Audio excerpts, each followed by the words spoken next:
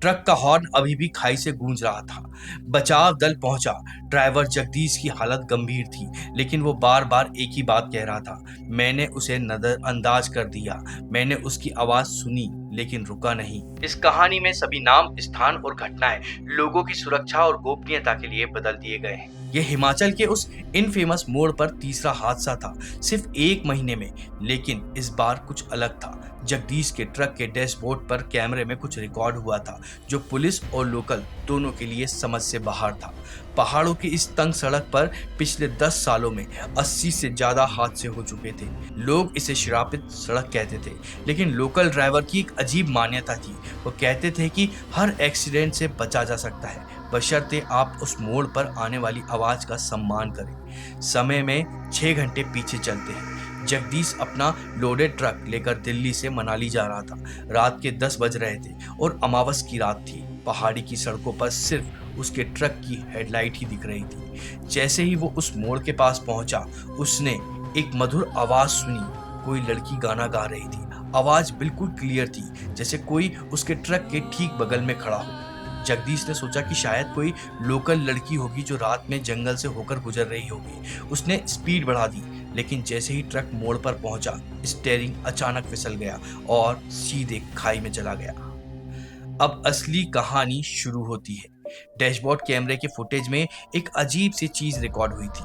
जब गाने की आवाज आई तब कैमरे में ऑडियो लेवल स्पाइक हुआ था। मतलब कोई रियल साउंड तो था, लेकिन कैमरे में विजुअल नहीं दिखाई दे रहा था, कोई पर्सन नहीं दिखाई दे रहा था। पुलिस ने पूरे एरिया को स्कैन किया।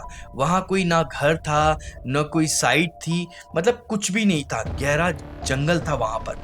लेकिन जब उन्होंने लोकल ट्रांसपोर्ट यूनियन से बात की तो एक शॉकिंग पैटर्न सामने आया। पिछले 10 सालों में जो भी एक्सीडेंट हुए हैं, वो सब अमावस की रात में ही हुए थे, और हर एक्सीडेंट से पहले ड्राइवर ने गाने की आवाज सुनी थी।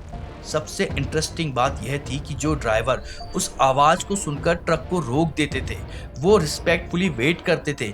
उसके साथ कभी कोई हादसा नहीं होता था, बल्कि उल्टा उनके लिए हमेशा कुछ अच्छा ही होता था। ट्रांसपोर्ट यूनियन के सिक्योरिटी रमेश जी ने एक इंसिडेंट बताया। 2 साल पहले एक ट्रक ड्राइवर मोहन उसी रूट पर जा रहा था। अमावस की रात थी, सेम टाइमिंग, सेम स्पॉट पर।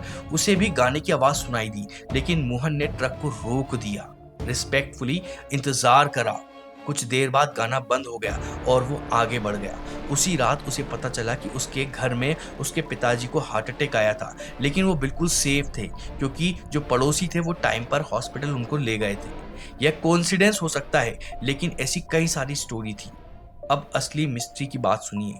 यह एरिया पहले एक एक्सीडेंट स्पॉट नहीं था, बल्कि 1990 से पहले यहाँ कोई भी बड़ा हादसा हुआ ही नहीं था। 1989 में यहाँ एक बहुत बुरा हादसा हुआ था।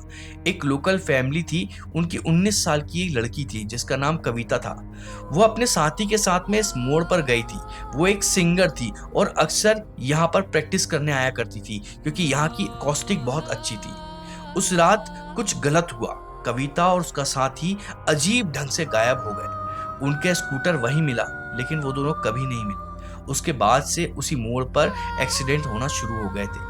कई पैरानॉर्मल रिसर्चर्स का मानना है कि जब कोई पर्सन बहुत ज़्यादा ट्रॉमिक सिचुएशन में अचानक गायब हो जाता है या मर जाता है, तो उसके जो स्ट्रॉन्ग इमोशन होते हैं, उसकी एनर्जी होती है, वो उस जगह पर ट्रैप हो जाती है।